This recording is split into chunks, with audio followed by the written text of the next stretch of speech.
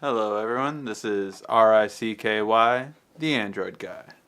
Today we are reviewing the new Toshiba X-Sight. It's the new lightest, thinnest tablet on the market, and definitely wins my award for the most premium feel. It's just really nice, very lightweight, but also feels really good to hold. So, let's start her up. And let's go over all the pros and cons. First pro is going to be what I just said. It's a premium feel. Definitely, I would say this is the best tablet to hold. It's not only extremely lightweight, but the magnesium alloy that it uses feels really good. It actually feels really good to hold. I've had people that own Android tablets, including people that own iPads 1 and 2, and even the new iPad, and they all agree this is the best premium feeling tablet. So if you get the chance to even go to a store, definitely just go there to hold it. It just feels really nice and definitely has a really great premium feel. So that is definitely by far, I would say, its best attribute. The other thing is, of course, it is lightweight. It is a new holder for the lightest weight tablet on the market. And it does this with one big difference. It is one of the very few tablets that has all the ports. It actually has a micro SD card, so you can expand it, something that the iPad 2 and the Samsung Galaxy do not have. The Asus Prime does have it, but even this one is lighter and definitely lighter and thinner than the Asus Prime. It has a micro HDMI and a micro USB. So you really just have a lot of ports, which is what Toshiba's been known for. On their first tablet, the Toshiba Thrive, it was the only tablet to have every full port. On this one, it still keeps that with having every micro port. So it made it slimline, so it couldn't have all the full ports, but it still keeps every micro port, which is nice. You have expandability, you can connect it to a TV very easily, and you can always even get an adapter to hook up full-size USB if you just get the micro to full USB adapter. Another pro about it is probably the best tablet to watch videos on. Why is that? Well, it's simply because of one thing. It actually has the best, let me just slow it through that a little bit, ratio. Let me turn that down a little bit. It actually has the best ratio out of any tablet on the market right now for watching videos. Why is that? Well, it's because it's a 16 by 10 ratio as opposed to a 16 by 9. So this is actually the exact ratio that your TV is going to have. So it's just really nice, definitely a premium feel. I'll even zoom in a little bit so you can kind of just see the detail that it has. It's just really great. Very, very just pleasant to watch any kind of video on it. I'll go away from this and even go to our lovely Samsung commercial. As you know, yeah, I see nice commercial on it. But definitely a really nice premium feel. And it just looks like you're watching it on the TV screen because it's really nice and very good quality. Last definite pro to it, it has probably the best speakers on any tablet I have ever heard. I've literally been able to be lucky enough to hear every tablet on the market, and this one in terms of speakers just blows them all away. It has a support of an SRS.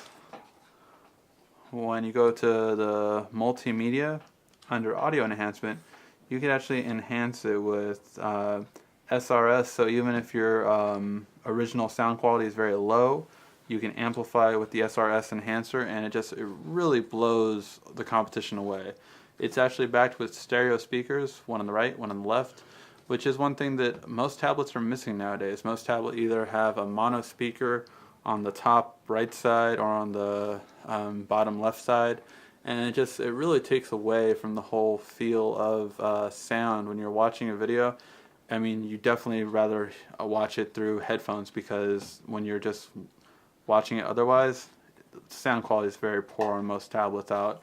But this definitely by far has the best speakers out on the market. Now, those are the pros. What about the cons? Well, the cons to the tablet could be, first, I want to say first and foremost, could be just because it's a brand new tablet. Most people don't even know it's out yet, and this could be fixed with the update. But for right now, definitely one of the biggest cons is speed.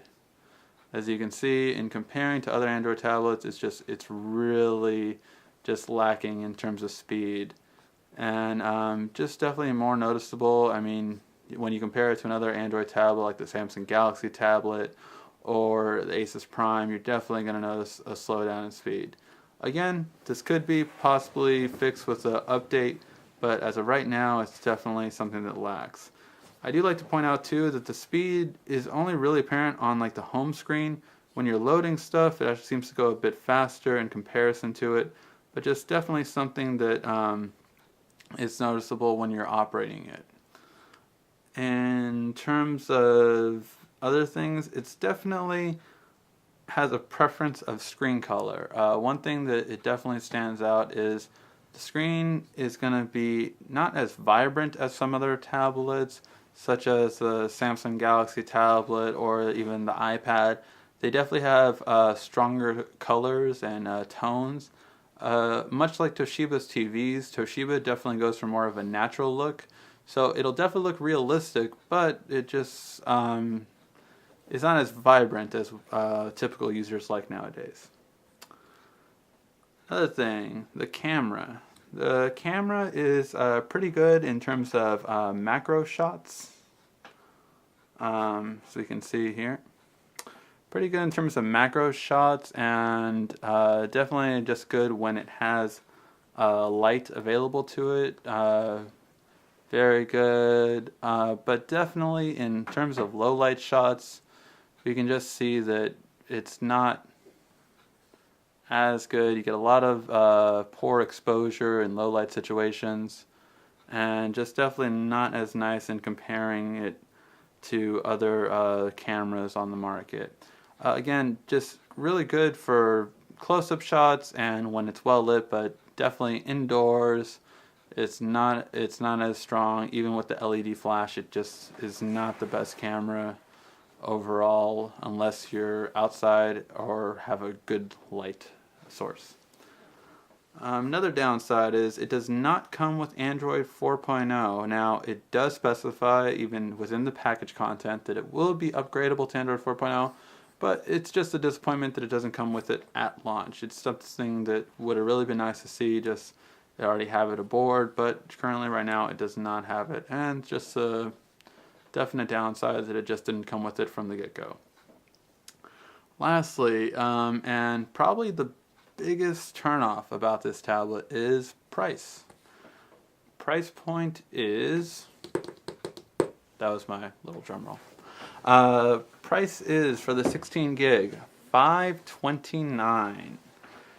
Now, what everyone kind of thinks of when they hear this is, oh wow, it's even more expensive than the iPad.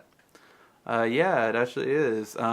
It's actually one of the most expensive, if not the most expensive, without built-in 4G or 3G, 16 gig tablet right now on the market, which just definitely is rather disappointing. Now, you can't argue, you know, compared to the new iPad, you have all the micro ports, which you do not have on the new iPad.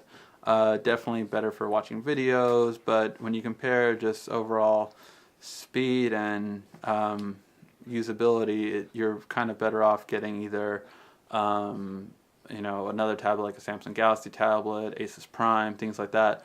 For the same price point, you get more bang for your buck. Definitely the biggest turnoff about this tablet, I would say if it was, $499 or $449, it would be a huge contender compared to everyone else. But the biggest thing that is holding it back right now is price point. Interesting to note, actually, the 32 gig is actually $599, so it's more comparable with things like the iPad and other tablets on the market. But for some reason, the 16 gig they decided at a $529 price point, and that's definitely the biggest turnoff about this tablet. Is just simply the price point. Definitely has a lot of other pros to it, but the biggest complaint is the price point itself. Again, this could be changed at any point later on, and I think it would be a lot better if it would do so. If If you have any questions about the Toshiba X-Sight, please let me know. This is RICKY, the Android guy. Hey guys, have an Android question? Feel free to click the I have a question button, if you have a question. Or you can just leave us a question in the comment section down below. I'll respond ASAP. Or if your question's really good, I'll dedicate a whole video towards it. This is RICKY, the Android guy. Oh yeah, and of course subscribe to us because in the Android we trust.